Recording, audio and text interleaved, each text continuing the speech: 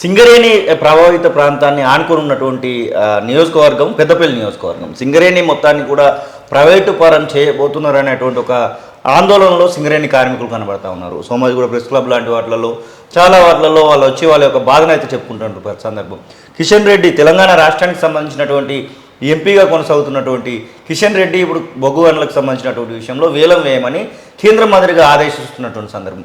ఈ సింగరేణి బొగ్గు గనులకు సంబంధించి ప్రైవేటీకరణను ఎట్లా చూడొచ్చు? ఈ వేలం వాస్తవానికి కిషన్ రెడ్డి గారు తెలంగాణ ప్రాంతం నుండి రెండోసారి కేంద్ర మంత్రిగా ప్రాతినిధ్యం వహిస్తూ ఉన్నారు. ఎస్, బీజేపీ పార్టీకి తెలంగాణ పార్టీ అధ్యక్షుడు కొనసాగుతూ ఉన్నారు. ఇవాళ వారు దేశంలో ఎప్పుడైతే నరేంద్ర మోడీ ప్రధానమంత్రి అయిపోయిన తర్వాత అన్ని రంగాలను ఎట్లయితే ప్రైవేటీకరణ చేసుకుంటూ వస్తూ ఉన్నారో ఇవాళ సింగరేణిని కూడా ప్రైవేటీకరణ చేసేటువంటి ఆలోచన బుద్ధి ఇవాళ బీజేపీ పార్టీది, నరేంద్ర మోడీ ప్రధానమంత్రి గారు. ఇవాళ సింగరేణి అనేది మా ప్రాంతం అది నల్ల బంగారం. అది ఎస్, దాంతో ఎంతోమంది లక్షలాది మంది కుటుంబాలు ఇవాళ జీవనోపాధి గడుపుతూ ఉన్నాయి, ప్రత్యక్షంగా కావచ్చు పరోక్షంగా కావచ్చు. అటువంటి దాన్ని ఇప్పటికే చాలామంది కార్మికులను తగ్గించారు. తర్వాత మైండ్లు దిగేటువంటి కార్మికులు తగ్గిపోయారు. మైండ్లు తీసేసి ఓపెన్ కాస్ట్ పెడతా ఉన్నారు. ఇవాళ వాటిని కూడా మహారాష్ట్ర మా తెలంగాణకు ఆనుకున్న ఆదిలాబాద్ ఆనుకున్నటువంటి చంద్రాపూర్ కావచ్చు, వార్దా కావచ్చు, అక్కడి నుంచి వస్తే బలాక్ష కావచ్చు, ఆ తర్వాత మరి ఇటు వస్తే శ్రీరాంపూర్ కావచ్చు, మందమరి కావచ్చు, బెల్లంపల్లి కావచ్చు, అక్కడి నుంచి వస్తే గోదావరి కని కావచ్చు, ఇట్లా చెప్పుకుంటూ పోతే ఇవన్నీ కూడా మరి ఎన్నో అంటే వేలాది మంది కార్మికులతో నిత్యం పనిచేసేటువంటి ప్రాంతం ఇది. ఇవాళ అటువంటి బొగ్గు గనులను మా రాష్ట్రానికి సంబంధించినటువంటి కిషన్ రెడ్డి గారే మరి ఏదైతే వేలం వేసి కార్మికులు పుట్టగొట్టడం, ఏదైతే కార్మికులు ఉన్నారో వాళ్ళని మొత్తానికే జీవోత్సవంలో చేసి మన బొగ్గును ప్రైవేటీకరణ చేసి దాన్ని నిర్వీర్యం చేసే ప్రయత్నం ఏదైతే ఉందో అది కరెక్ట్ కాదు. దాని కాంగ్రెస్ పార్టీ రేవంత్ రెడ్డి గారి నాయకత్వంలో ముఖ్యమంత్రిగా దానికి 100% వ్యతిరేకం. ఇప్పటికే 2-3 సందర్భాల్లో కూడా వ్యతిరేకతను వ్యక్తం చేయడం జరిగింది. ప్రధానమంత్రి మోడీకి కూడా లేఖ రాయడం జరిగింది.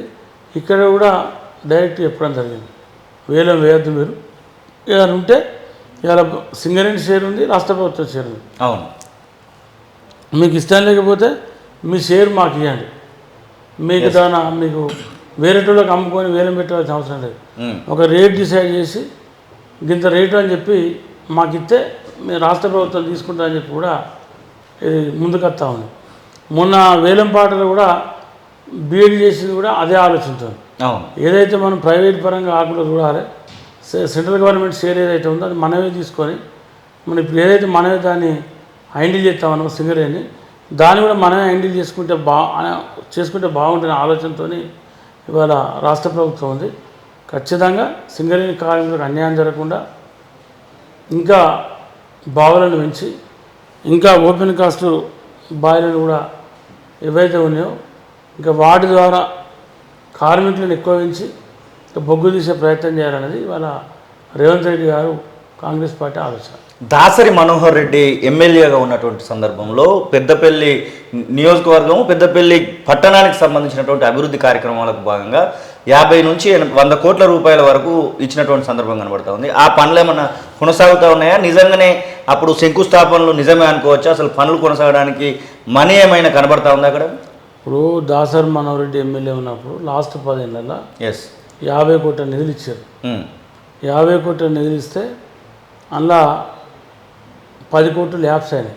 ఓకే, మిగతా 35 నుంచి 35 CR కోట్లే వర్క్ నడిచింది. మిగతా అన్నీ కూడా మధ్యలో నిలిచిపోయినాయి. ఆ తర్వాత ఏదైతే ఎన్నికల ముందు హడావుడిగా మళ్ళీ 30 కోట్లు ఇస్తున్నామని చెప్పారు. అవును, కానీ ఫైనాన్స్ అప్రూవ్ లేదు దానికి. అంటే ఎక్కడ కూడా కాగితం ఇచ్చింది తప్ప దాని వెనుక ఏది లేదు. ఓకే, సరే ఏదేమైనప్పుడు కూడా ఇవాళ దాసరి మనోహర్ రెడ్డి పనితీరు బాగాలేక బీఆర్ఎస్ ప్రభుత్వం పనితీరు నచ్చకనే వీళ్ళ కాంగ్రెస్ ప్రభుత్వానికి అవకాశం ఇచ్చిండు, ఎమ్మెల్యేగా నాకు అవకాశం ఇచ్చిండు. తప్పకుండా రేపు అతి త్వరలోనే బైపాస్ రోడ్ నిర్మాణం శాంక్షన్ తీసుకుంటాం. ఇంకా పెద్దపల్లి టౌన్లో ఏమేమి మిగిలిపోయినాయో అవన్నీ కూడా అసలైన తొలి వెలుగు. ఫాలో వాట్సాప్ @తొలి వెలుగు official.